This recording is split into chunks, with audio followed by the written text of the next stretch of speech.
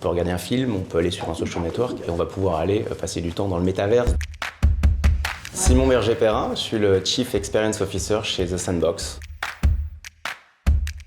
Alors le métaverse, c'est un monde digital en 3D dans lequel chaque personne va pouvoir se déplacer grâce à un avatar et communiquer avec des gens qui auront des avatars aussi et ou jouer tout seul sur des expériences interactives. Alors le mien, il serait probablement blond avec les cheveux en l'air et il aurait peut-être la capacité de sauter très haut, vu que je suis assez actif.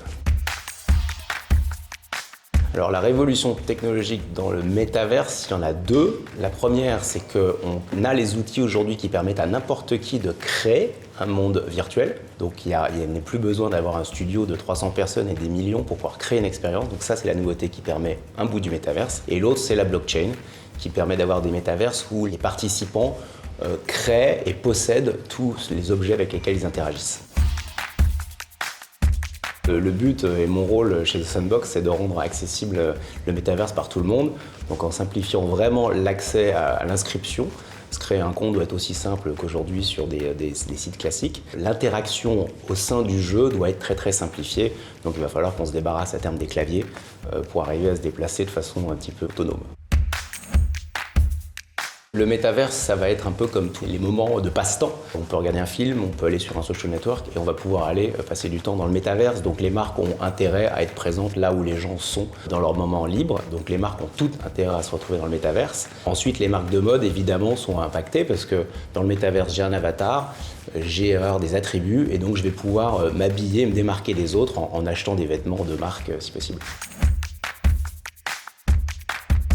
C'est le fameux débat, c'est la même chose quand on dit que son jeune ne doit pas jouer aux jeux vidéo toute la journée. Le métaverse, aujourd'hui, c'est une sorte de jeu vidéo, on va dire, sauf que c'est aussi comme un social network, je vais retrouver mes amis. Donc il va y avoir un mix entre passer du temps dans le métaverse et dans la vie réelle. Je passe beaucoup de temps sur WhatsApp aujourd'hui. Est-ce que c'est négatif ou pas? Je communique avec mes amis que je retrouve plus tard dans la vie réelle, ça sera la même chose dans le métaverse. Aujourd'hui, Meta, Facebook ayant parlé du métaverse, tout le monde est persuadé que le métaverse, c'est la réalité virtuelle avec un casque. Or aujourd'hui, le métaverse, c'est un monde virtuel, il peut être accessible sur un écran d'ordi 2D, il peut être accessible d'un téléphone mobile, donc il n'y a pas forcément un problème de device dans le métaverse, c'est juste à nous de prévoir tous les médias. Donc il n'y aura pas à changer son téléphone, les choses vont passer de façon naturelle. Quand les métaverses deviendront de plus en plus sophistiqués, vous aurez changé de téléphone au même moment ou d'ordinateur.